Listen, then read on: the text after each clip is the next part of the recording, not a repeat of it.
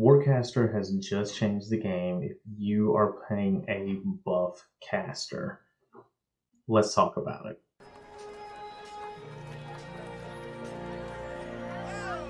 Hey everyone, I'm Chris. Welcome back to the Gamers Hall, and today I'm here to tell you about how opportunity attacks have made a little change, and if you're a full caster, you're going to want to get Warcaster because this is going to improve your character that much. Alright, first let's talk about how opportunity attacks have changed. In the 2024 PHP, opportunity attacks are granted when a creature that you can see leaves your reach. The attack occurs right before the creature leaves your reach. This used to be enemy, now it's creature. Opportunity attacks can now be made on allies if you want to unarmed strike them to give them an extra 5 feet of movement, if your ally is okay using their reaction. The Warcaster reactive spell lets you replace the attack with a spell. The spell must have a casting time of 1 action and must target only that creature. What this means is, hey, if one of your allies is running by, well, now you can use your reaction to cast a spell on them, and then on your turn, you're freed up to cast a damaging spell, cast a different type of spell, cast any kind of attack spell, or maybe another buff spell. So if they run by, hey, you want to put haste on them? Cool. You want to put bless on them? Now granted, bless is for 3 people, but you can choose to just focus 1. Don't know why you would do that, but if you wanted to, you could. You want to cast enlarge or reduce on them? Go for it. You want to cast invisible on them? Go for it. Like, these are things you can do that could help out the combat, and also it's ways for you to get your spells out there without having to waste your turn casting a buff spell on a party member. So cantrips: guidance, message, resistance. Resistance is the one that's probably going to be used the most. Now, yeah, you could use guidance, but guidance is mainly for ability checks now and not attack rolls or anything like that. So most people probably aren't going to be doing guidance unless, someone's doing some type of skill challenge or something like that.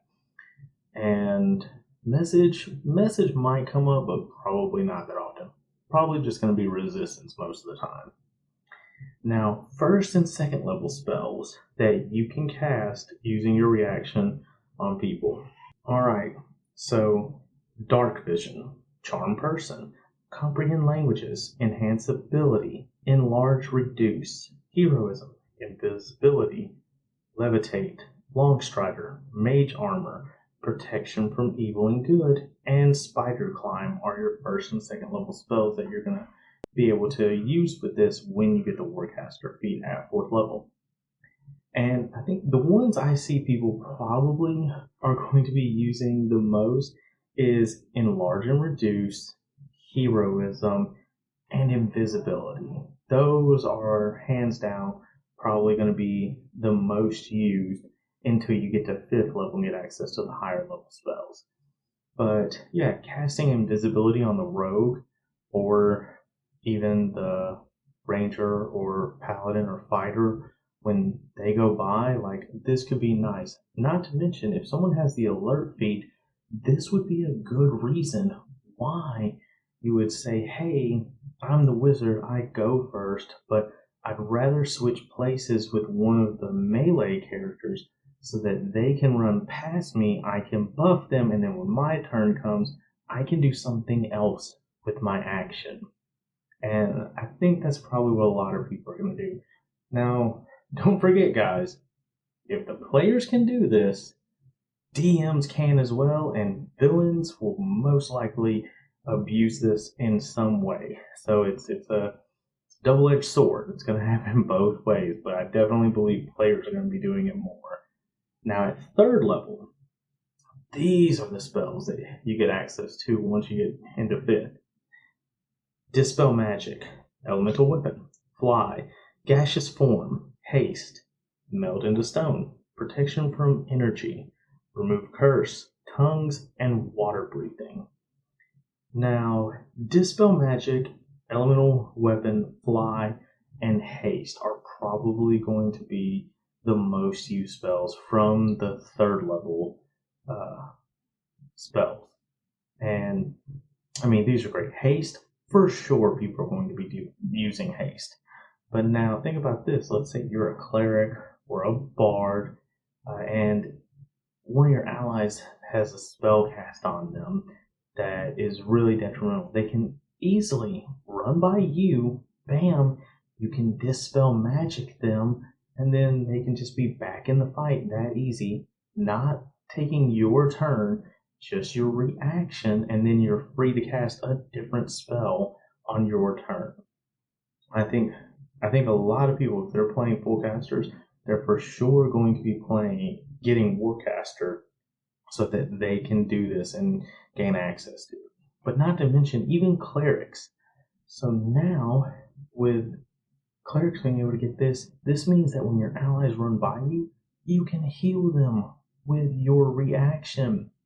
Like, oh, hey, you need a quick heal? Run by me. Boom. Hey, give you a quick cure wounds or protection from poison or even warding bond.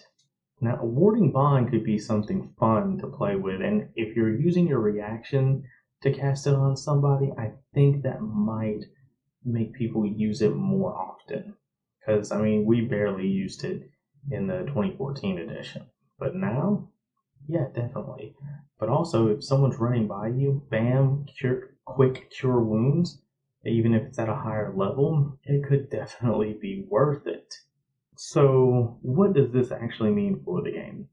It means that Warcaster is going to be a very predominant feat for casters with it working this way now. It's going to bring out a new way for players to use their spells more effectively in combat by allowing the players new ways to interact with each other in combat and really develop good teamwork.